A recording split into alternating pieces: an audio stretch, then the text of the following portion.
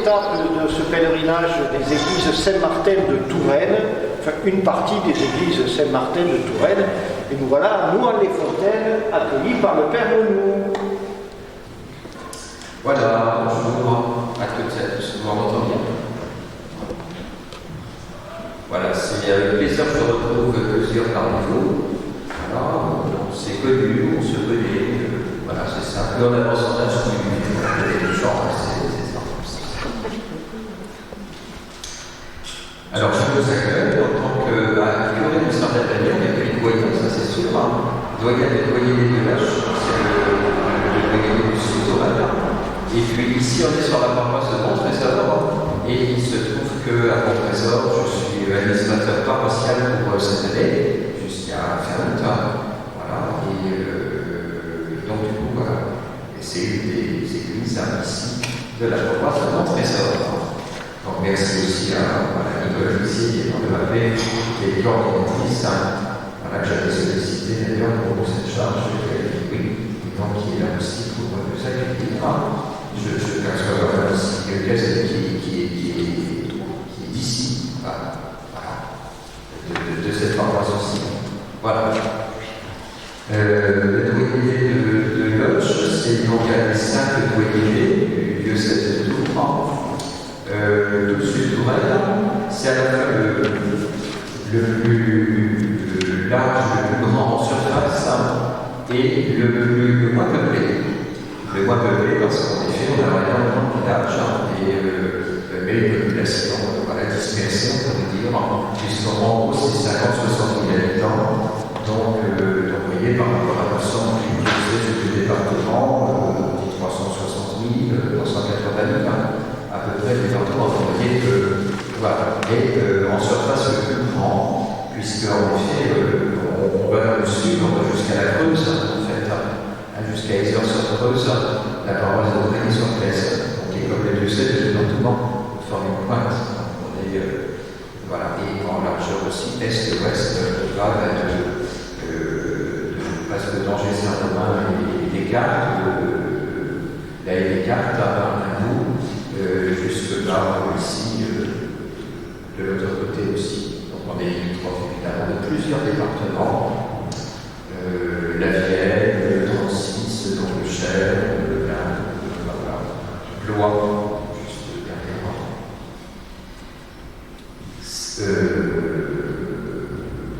5 paroisses. Descartes, il y a des villages autour. Premier-sur-Blaise, il y a des villages aussi autour. Donc le père de Maguel, qui est arrivé depuis maintenant, donc il est venu là-bas avec deux paroisses. Ligueuil, événement plan, on se voit là par le Ligueuil. Donc le père Émile Soulier, qui va changer aussi à la retraite. Et puis donc Loche, donc j'y suis depuis 10 ans, et je vais changer aussi en septembre. Et puis donc par ici, Saint-Jean-des-Roches, sur les frères de Saint-Jean, le prieuré, et sur la paroisse aussi. Et puis ici, dans le Montresor, dans cette église évidemment, dans mon trésor. Donc voilà. Qu'est-ce qu'on peut dire d'autre que je vais vous accueillir? Voilà, dans cette église. Vous verrez, on vous parlera de l'église aussi un petit peu. De là, c'est des belles églises, aussi du Sud-Touraine, qui est aussi bien entretenue, qui est en état, on pourrait dire. Il y a ces petites églises qui sont intéressantes, mais qui manquent un peu d'entretien, c'est toujours pareil. Donc voilà, et puis avec notamment les maîtresse, on reparlera tout à l'heure, et je vous dirai peut-être en finale à vous, puisqu'il y a le même pape a aussi quelque chose qui est à la chotte. Donc voilà. Un remerciement pour, je le dis comme cela, pour les pèlerins aussi, pour à la fois les personnes qui souvent évidemment bénévolement entretiennent les églises, ou les sous parmi les fêtes, ou qui nous nettoient.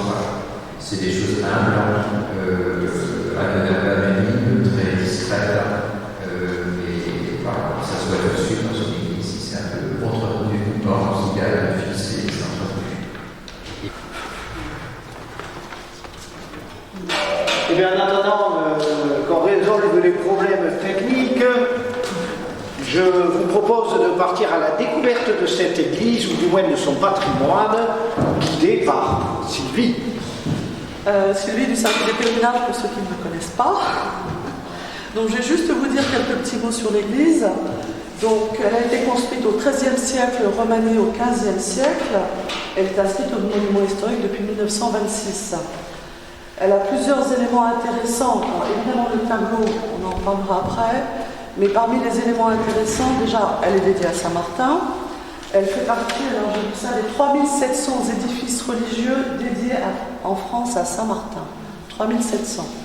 C'est énorme. On peut encore pèleriner. On peut encore pèleriner. Et en Touraine, il y a 40 églises dédiées à Saint-Martin. Vous voyez, on a le temps de faire le tour du département.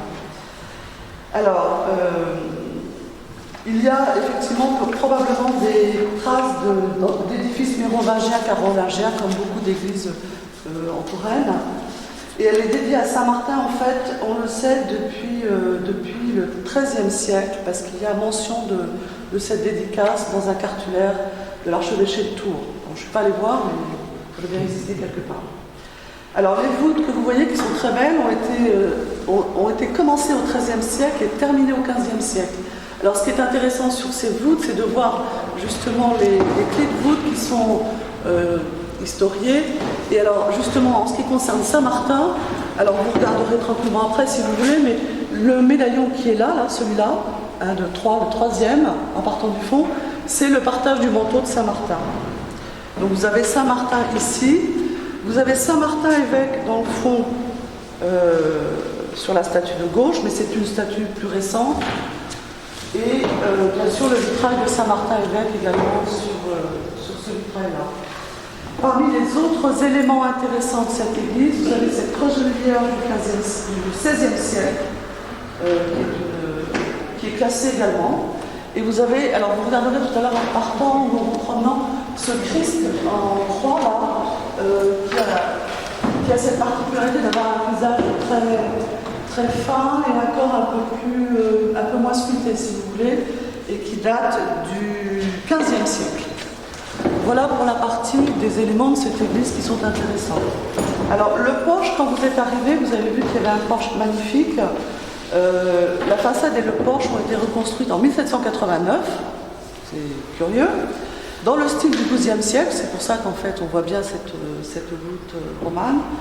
Mais l'escalier qui y conduit, que vous avez grimpé, je pense, si vous êtes tous arrivés par là, a été refait en 1846. Il y a eu un changement de tracé de route et qui a obligé de reconstruire cet escalier. Voilà. Alors, en ce qui concerne cette œuvre-là, qui est l'œuvre majeure connue dans le monde entier, on va vous faire écouter tout simplement la vidéo, enfin pas la vidéo, le commentaire qui a été fait, qui n'est pas très long, mais qui vous donnera de belles indications sur cette œuvre. Le grand retable d'autel, connu sous le nom de la Pietà de Nouan, est l'un des tableaux aujourd'hui les plus célèbres du XVe siècle.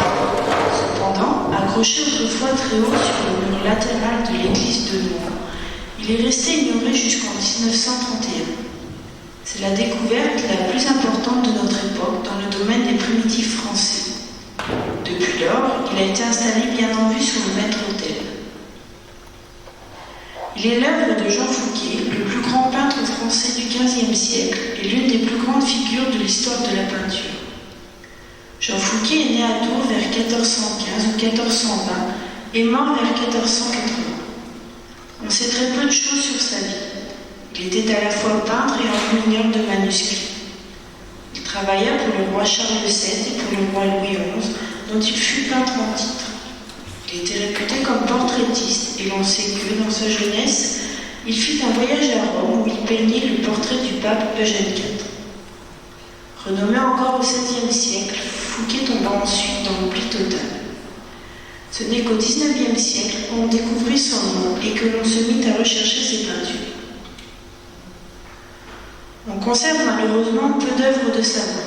Quelques grands portraits comme celui de Charles VII ou de hauts dignitaires de la cour, une vierge à l'enfant entourée d'anges, son propre portrait sur un petit médaillon d'émail doré, ainsi qu'un certain nombre de miniatures dans des manuscrits, notamment celle du livre d'heures du trésorier Étienne Chevalier. La Pietà de Nohant est le seul retable d'autel conservé de Fouquet. On s'est autrefois demandé si le tableau était l'œuvre de Fouquet lui-même ou seulement de son atelier. Mais depuis la récente restauration exécutée en 1980, qui a rendu aux couleurs leur intensité originale, on s'accorde à y reconnaître la main même de Fouquet. On ne sait rien sur l'histoire ancienne de ce grand tableau peint sur bois, s'il se trouvait dès l'origine à Nohant ou s'il y a été transféré. On ignore également pour qui il a été peint. Le donateur du tableau, un chanoine vêtu d'un surplis blanc, est accompagné de son saint patron, Saint Jacques de Majeur, tenant le bâton de pèlerin. Il n'a pas pu être identifié. L'origine du retable reste donc mystérieuse. La scène, couramment appelée la Pietà, c'est-à-dire la Vierge de Pitié, représente le moment où le Christ mort, descendu de la croix, est déposé sur les genoux de la Vierge avant d'être porté au tombeau. Ce sujet, la Vierge pleurant le Christ, est l'un des plus chers à la dévotion du XVe siècle. Mais Fouquet, loin d'insister comme d'autres artistes contemporains sur le caractère pathétique de la scène, sur les gestes et l'expression extérieure de la douleur, choisit de représenter le recueillement et le silence de la prière. Le corps du Christ, au lieu d'apparaître martyrisé, demeure harmonieux et comme apaisé dans la mort.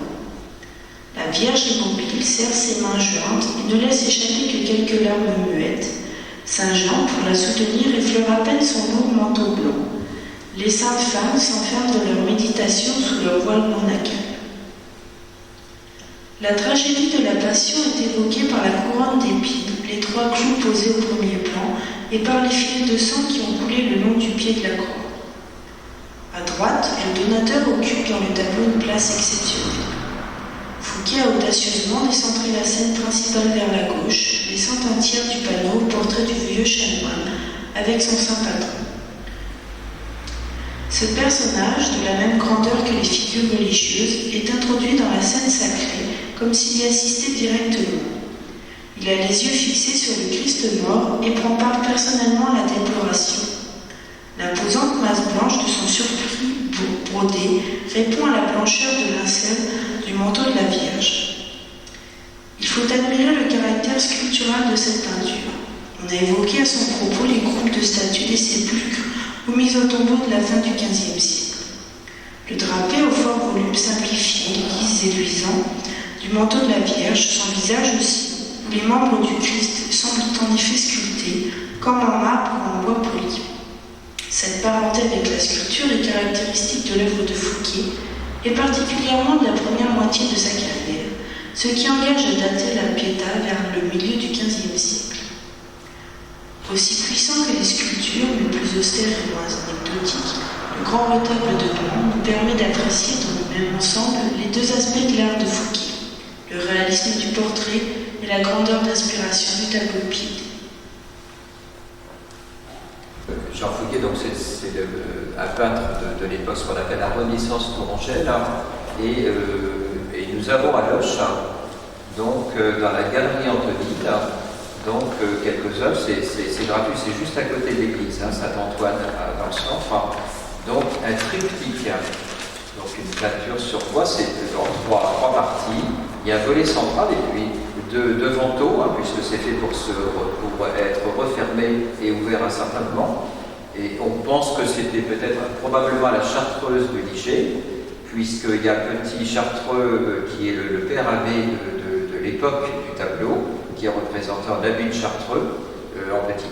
Et alors, c'est une crucifixion avec les croix, et puis sur la droite du panneau, il y a le tombeau qui est ouvert, etc. C'est un peu en trois parties, de belles couleurs. Il a été restauré il y a quelques années. Et il y a de chaque côté, évidemment, les deux Caravages dits de Philippe de Béthune, de la collection de Philippe de Béthune, donc qui sont là aussi, sous verre. Voilà, et nous allons entrer dans notre temps de prière, et pour ça, je vous propose que nous le confions à Marie, à son intercession. Je vous invite à prendre, alors à la page 9 ou 10, selon l'édition du livret, parce qu'il y a tellement de demandes qu'on a été obligé de faire de multiples éditions, le chant La Première en chemin, Et nous prendrons les couplets 1 et 4. Ma première en chemin, Marie, tu nous entraînes à risquer notre vie aux attributs de Dieu. Et voici qu'est semée en l'argile incertaine de notre humanité. Jésus-Christ, Fils de Dieu, marche avec nous, Marie, sur nos chemins de foi. Lis son chemin vers Dieu, lis son chemin vers Dieu. Marche avec nous, Marie, sur nos chemins de foi. Lis son chemin vers Dieu, lis son chemin vers Dieu. La première en chemin, poursuivre Golgotha, le fruit de ton amour, que tous sont condamnés. Tu te tiens debout, au plus près de la croix, pour recueillir la vie de son cœur transpercé. Marche avec nous, Marie, sur le chemin de foi. Lis son chemin vers Dieu, lis son chemin vers Dieu. Marche avec nous, Marie, sur le chemin de foi. Lis son chemin vers Dieu, lis son chemin vers Dieu.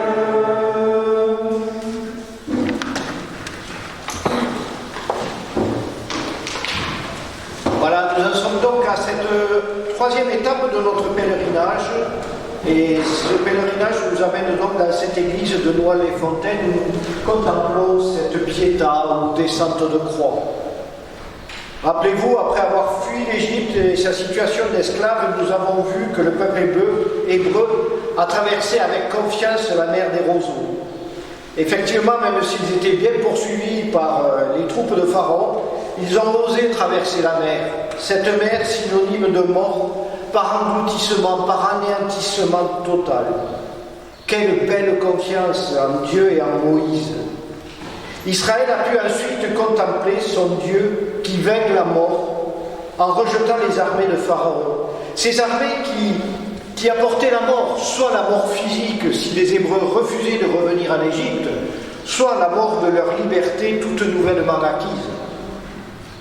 Et c'est sous l'action de Dieu qu'ils ont pu voir que la mer a restitué les acteurs de mort, et nous disaient les textes de la dernière fois, démontrant par là la mort de la mort. Et par le baptême, nous plongeons dans la mort avec Jésus, nous mourons avec Jésus pour renaître à la vie, nous passons de la mort à la résurrection, comme lui, selon le chemin qu'il nous a montré. Encore faut-il comprendre et accepter qu'après la mort, il y a la résurrection. Mais même au-delà de cette compréhension et de cette acceptation, faire confiance en Dieu et en son Christ, faire confiance à cette croix que nous a présentée Sylvie tout à l'heure, qui est ici présente, cette croix qui est devenue un instrument de salut, qui est devenue une source de vie éternelle, après avoir été un instrument de supplice. Cette croix était annoncée dès l'épisode du serpent d'airain, lors de l'exode du peuple hébreu. Alors écoutons ce passage du livre des Nombres.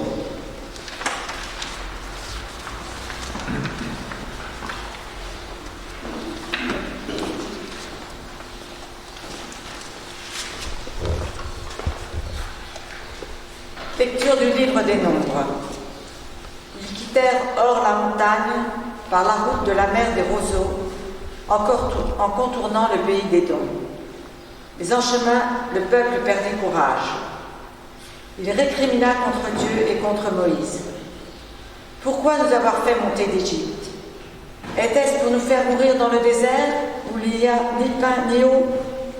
Nous sommes dégoûtés de cette nourriture misérable.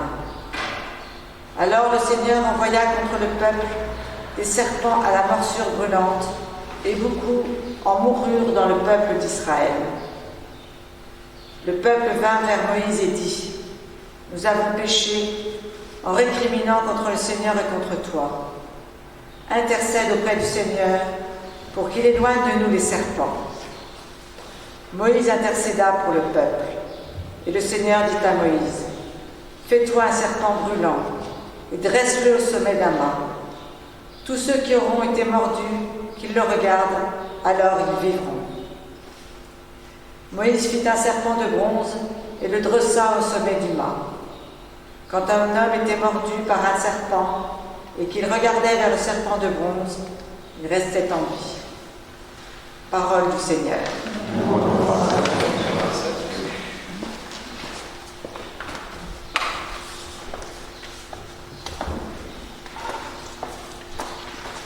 De même que le serpent de bronze fut élevé par Moïse dans le désert, ainsi faut-il que le Fils de l'homme soit élevé, afin qu'en lui tout homme qui croit ait la vie éternelle. Nous dit l'évangile de Jean au chapitre 5, les versets 14 et 15, faisant sciemment référence à cet épisode de l'Exode que nous venons d'écouter. Alors, osons quelques rapprochements.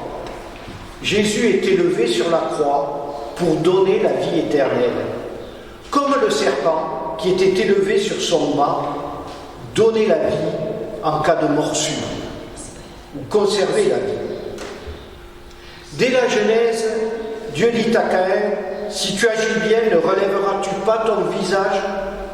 Il nous demande de regarder vers le haut, de relever la tête, car c'est la seule façon pour vivre une résilience.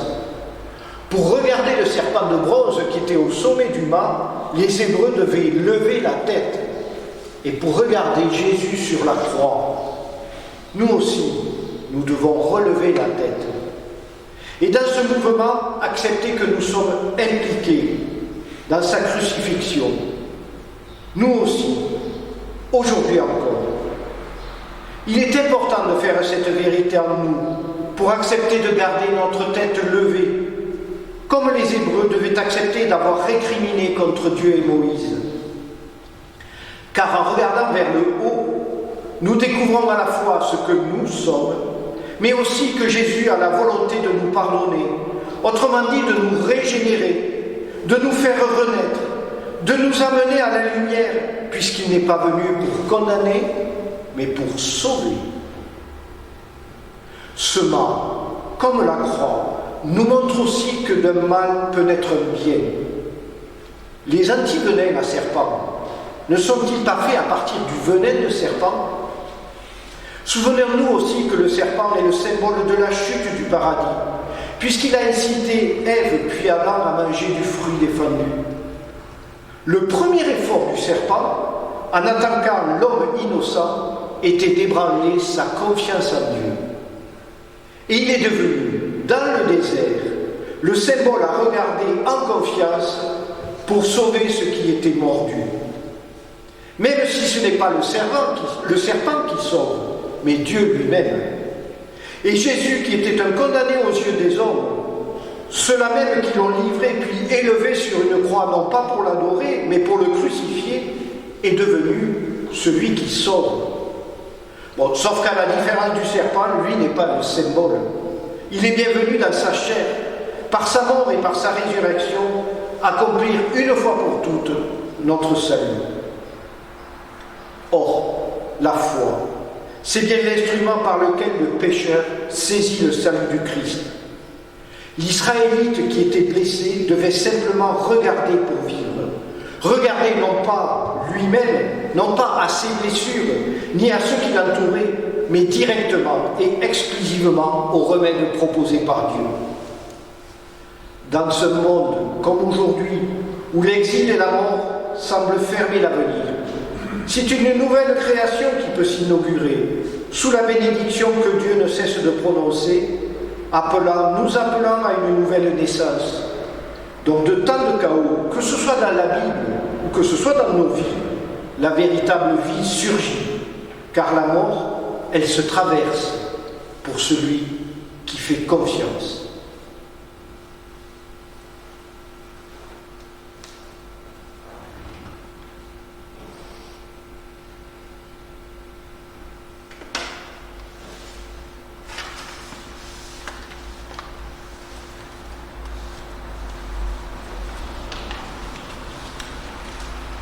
Et Marie nous montre continuellement ce chemin de confiance. Je vous invite à rechanter les couplets 5 et 7 de la première chemin. La première chemin, brille selon l'espérance, dans ton cœur déchiré et allumé du tombeau. Heureuse toi qui crois, d'une absolue confiance, sans mort et sans toucher, tu succèdes le jour nouveau. Marche avec nous, Marie, au chemin d'espérance.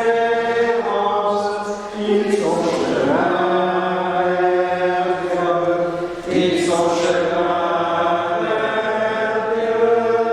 Marche avec nous, Marie, au chemin d'espérance. Ils sont chemin vers Dieu, ils sont chemin vers Dieu.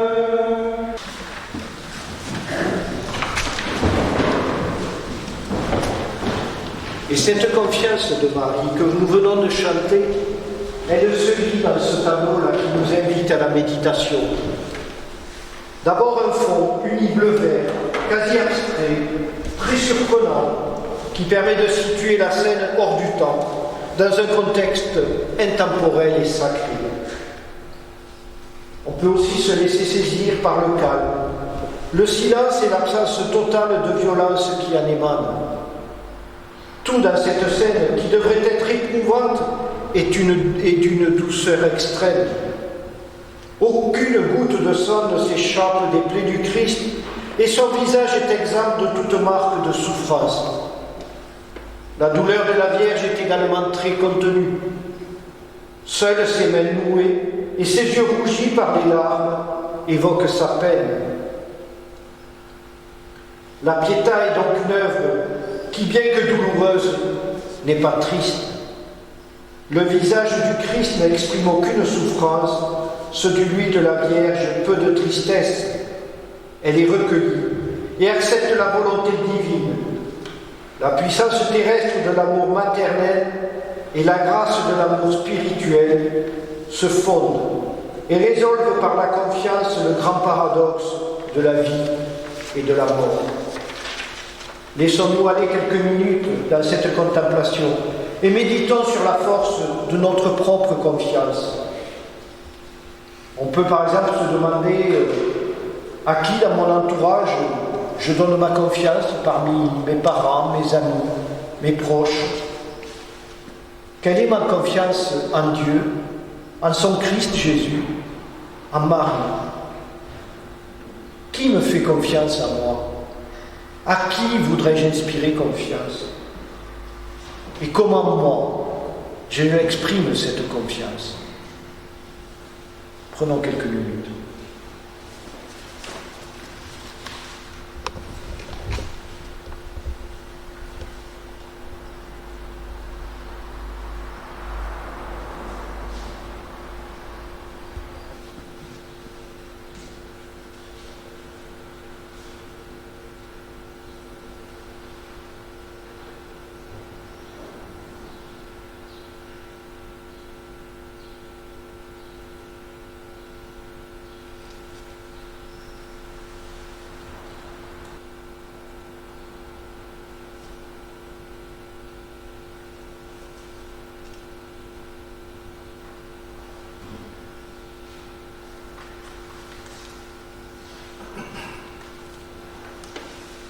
Oui, Dieu nous sauve encore et toujours, encore aujourd'hui, même dans ce monde qui reste souvent difficile, voire hostile. Il nous sauve de nos petites morts, la peur, les échecs, nos imperfections, nos ratés. Il nous sauve même de la grande mort, pour nous conduire à la vie éternelle. Tout ça dans la mesure de la confiance que nous lui faisons. Alors je vous invite maintenant à exprimer librement vos intentions de prière, parce que le Seigneur écoute et entend nos prières. Nous reprendrons le refrain « Seigneur, entends la prière qui monte de nos cœurs ». Seigneur, entends la prière qui monte de nos cœurs.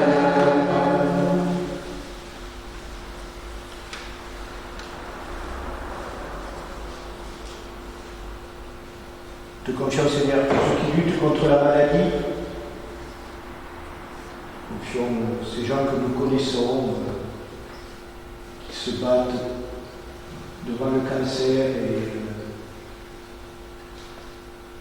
qui crient leur colère et leur désespoir vers toi. Entends leur cri, Seigneur. Entends leur désespoir. Seigneur, entends la prière qui monte de nos cœurs.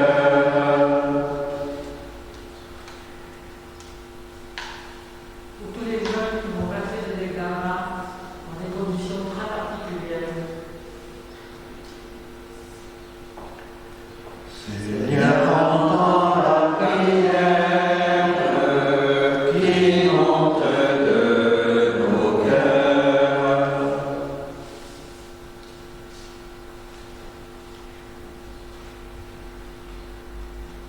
Prions pour tous les jeunes qui expriment leur haine et leur violence sur les réseaux sociaux. Aujourd'hui, à un français particulièrement délicat. Ils n'ont pas vraiment conscience de ce qu'ils font et la mort pour eux, ils ne savent peut-être pas ce que c'est. Que Dieu leur donne plus d'amour que de haine dans leur cœur. Seigneur, entends la prière qui monte de nos cœurs.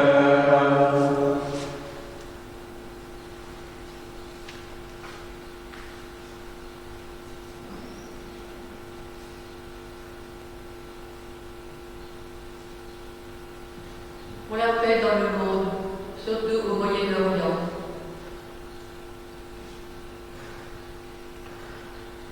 Seigneur, entends la prière qui monte de nos cœurs.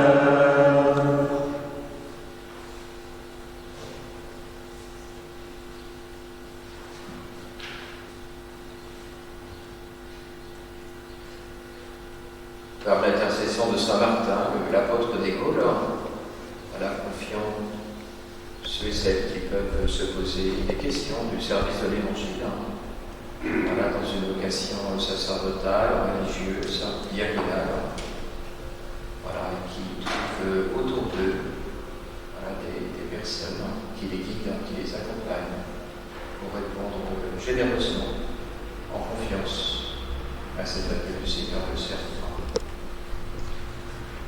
Seigneur, entends la prière qui monte de nos cœurs. Voilà, cette prière, ces prières, ça exprime la confiance. Cette confiance que nous avons en Dieu, en notre Sauveur, c'est la confiance du peuple hébreu, la confiance du peuple d'Israël, qui est convaincu que Dieu le sauvera justement de toutes ces petites et grandes morts, de tous ces flots qui l'assaillent et qui le submergent. Je vous invite à écouter le psaume 123.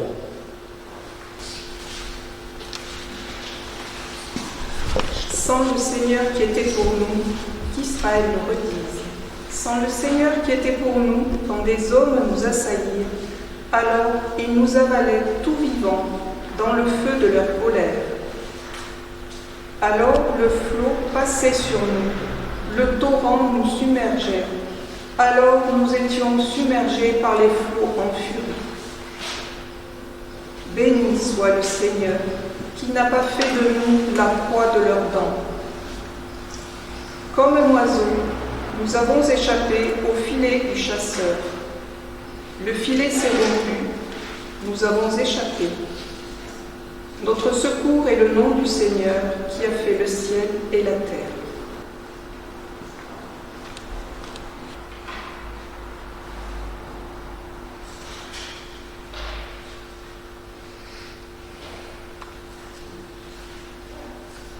Nous allons ensuite vous remettre ces signets qui portent une croix, voilà, et que cette croix vous rappelle chaque fois l'amour de notre Seigneur, qu'elle augmente en vous votre confiance en lui et vous rende attentifs à donner de vous-même. Il faut qu'on les bénisse. Voilà, tu as voulu, Seigneur, que tous les hommes soient sauvés par la croix de ton Fils. Nous t'en prions, bénis ces signets qui représentent ce signe de la croix de ton Fils. Voilà, bénis celui ou celle qui portera ce signet sur lui dans un livre. Qu'il se souvienne de prendre sa croix chaque jour à la suite du Christ, lui qui règne avec toi pour les siècles des siècles. Amen. On va les distribuer. Et je vous invite par instant à prendre la prière à Saint-Martin. Saint-Martin qui a parcouru, qui nous a précédés dans cette belle tourelle. On peut se lever. Saint-Martin, toi qui as parcouru les routes d'Europe, toi qui as vécu à la suite de Jésus en plein disciple, toi qui as partagé ton manteau avec un pauvre par amour du Christ, toi qui nous aides à reconnaître son visage en toute personne pour servir et aimer, toi qui as lutté contre le mal et qui est passé sur la terre en faisant le bien, intercède pour nous en ces temps difficiles, protège-nous en ces temps de détresse, donne-nous d'être persévérants et de garder la paix dans les épreuves, sois notre protecteur et conduis-nous sur le chemin de la vie éternelle. Amen. Et nous invoquons Saint Joseph dans ces années.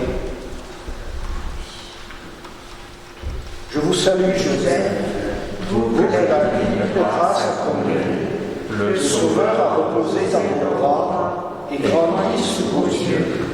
Vous êtes bénie entre tous les hommes, et Jésus, l'enfant divin, votre virginale épouse bénie.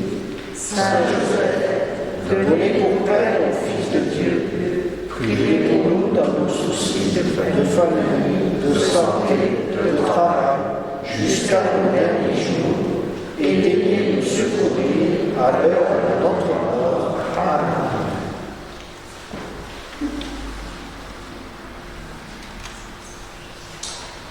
Puis, je vais demander au Père Menou, puisqu'il est là, de nous bénir la fin de cette étape de pèlerinage, de nous envoyer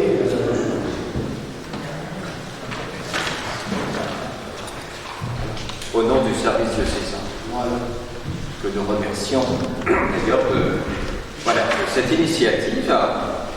Voilà, des fois c'est vrai, on part très loin, et puis on a aussi au plus près de beaux lieux, des trésors d'art qui nous élèvent. C'est toujours, quand on voit ces belles églises ou ces œuvres d'art ici, nous élèvent souvent, c'est pour la gloire de Dieu. Et c'est quand même toujours important de se le rappeler aussi. Dieu Tout-Puissant, tu ne cesses de montrer ta bonté à ceux qui t'aiment et tu te laisses trouver par ceux qui te cherchent. Sois favorable à tes serviteurs qui vivent ce pèlerinage. Dirige leur chemin selon ta volonté. Sois pour eux un ombrage dans la chaleur du jour une lumière dans l'obscurité de la nuit, un soulagement dans la fatigue, afin qu'ils parviennent heureusement sous ta garde au terme de leur route, par Jésus le Christ, notre Seigneur. Amen. Le Seigneur soit avec vous. Et avec votre esprit. Que le Seigneur dirige notre chemin et nous guide et nous conduise à son salut. Amen. Que le Seigneur soit avec nous et nous accompagne sur la route. Amen. Que Dieu nous aide à bien terminer le pèlerinage que nous commençons dans la foi. Amen. Allons, Père. Amen. Et je vous invite à reprendre la première archevêque, les 6.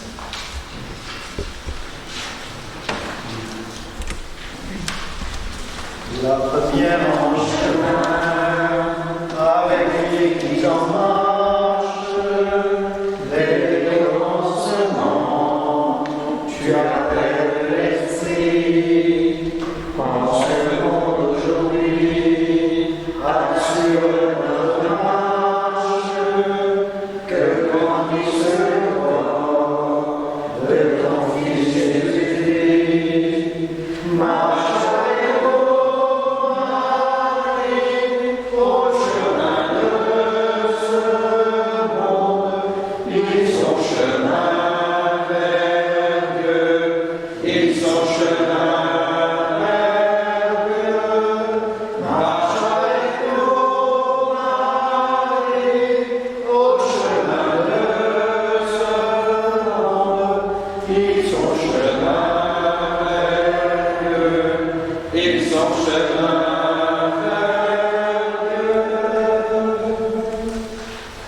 Et voilà, notre troisième étape se termine là. Encore un grand merci à vous tous qui avez participé. Merci à la paroisse qui nous a accueillis avec tant de gentillesse et tant de générosité. Merci au Père Benoît de nous avoir accompagnés sur ce chemin, sur cette étape de pèlerinage.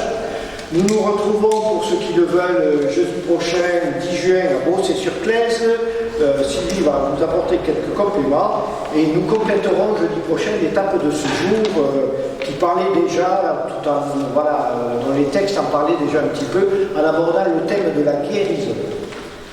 Alors en ce qui concerne Beaussais-sur-Claise, je sais que l'église est fermée, mais j'ai l'accord de la mairie pour accéder à l'église, donc si vous voyez que l'église est fermée, etc., non, vous pouvez venir, l'église sera ouverte, j'arriverai suffisamment tôt, donc ne vous fiez pas peut-être à des choses que vous lisez ou que vous entendez.